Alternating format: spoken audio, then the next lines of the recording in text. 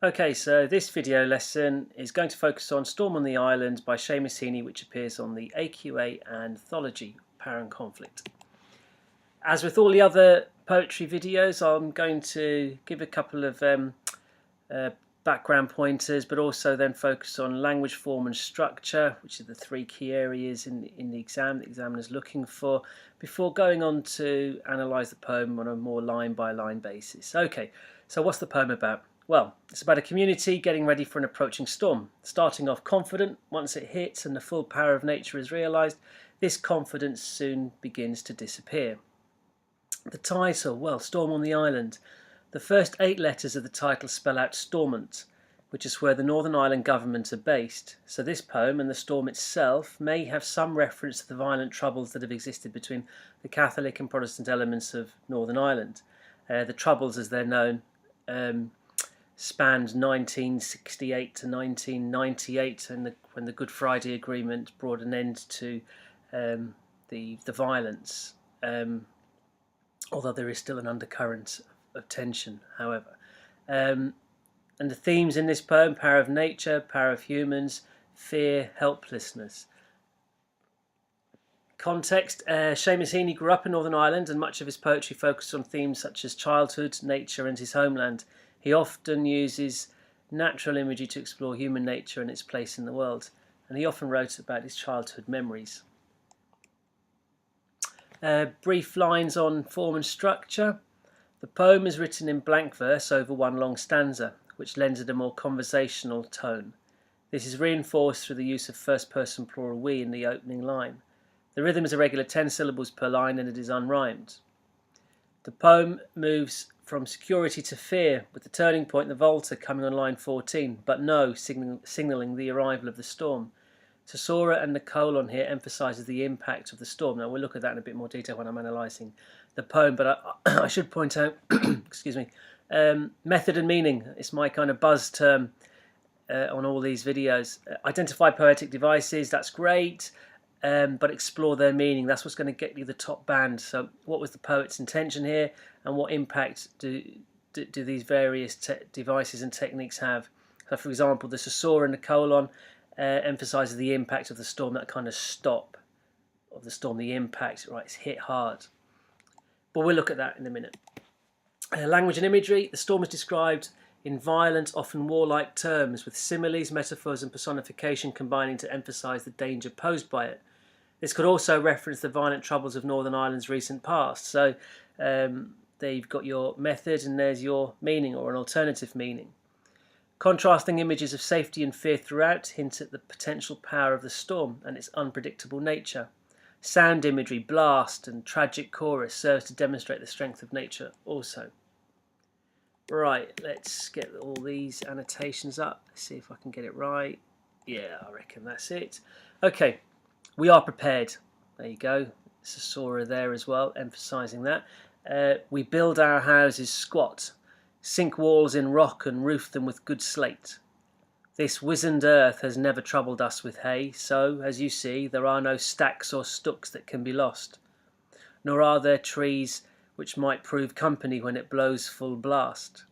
You know what I mean. Leaves and branches can raise a tragic chorus in a gale, so that you can listen to the thing you fear, forgetting that it pummels your house too. So, we're in it together. Repetition of we, reassuringly together, lends a conversational style. The end stop. An end stop is a full stop on the end of a line. The end stop here emphasises the impact of this confident statement. The islanders are well equipped for the storm. Observe how this confidence ebbs away, and accompanied by enjambment. Enjambment is the run on lines. One line goes on to the other. With hay, so as you see, right, so this wizened earth is never troubled. So the earth's quite barren. These lines reflect how the land is quite barren, leaving the islanders perhaps a little exposed to the elements. No trees to protect them from the wind either. Blast, blows full blast, plosive sound, has greater impact at start of line coupled with Sasora. So you've got enjambment when it blows full, blast, and that blast is the emphasis here. That's that reflect the power of the storm. And you've got the Sasora with the colon immediately after it. Directly addressing the reader, then, you know what I mean. Then forces us to think and reflect upon our own experiences of storms. Leaves and branches can raise a tragic chorus in a gale. Sound technique. Forgetting that it pummels your house too. Pummels, a violent verb, highlighting the vulnerability of the islanders and how exposed they are to nature and the storm in particular. Let's try. Okay, makes sense this time. Right, but there are no trees, no natural shelter. You might think the sea is company, exploding comfortably down on the cliffs, but no. When it begins, the flung spray hits the very windows, spits like a tame cat turned savage. We just sit tight while wind dives and strafes invisibly. Space is a salvo. We are bombarded by the empty air. Strange. It is a huge nothing that we fear. Right, so you've got lots of violent war imagery in this section of the poem. And remember that you've got kind of ulterior meaning behind the poem. Could have some reference to the troubles in Northern Ireland and how the civilians are exposed to threats of violence there, just as the islanders are exposed to the violence from the storm. But there are no trees. Sisora highlighting the second no, reinforcing the vulnerability of the islanders. You might think, addressing the reader again, exploding comfortably. There's an oxymoron, highlighting the contrast between the sense of safety and the pending power of the storm. Remember the safety and the confident safety in the opening two lines. Like a tame cat turned savage, similarly reveals how a familiar thing can become unrecognisable in a storm, or how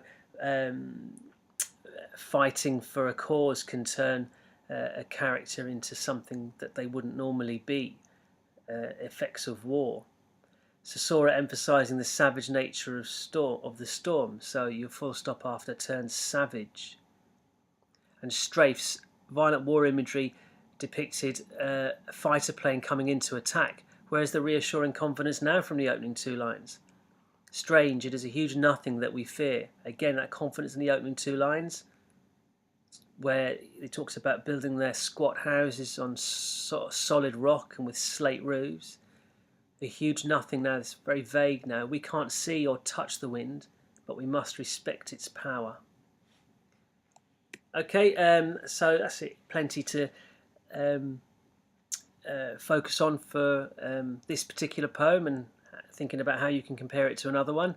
Just a summary of the main poetic devices used, and you incorporate some of these into your actual analysis.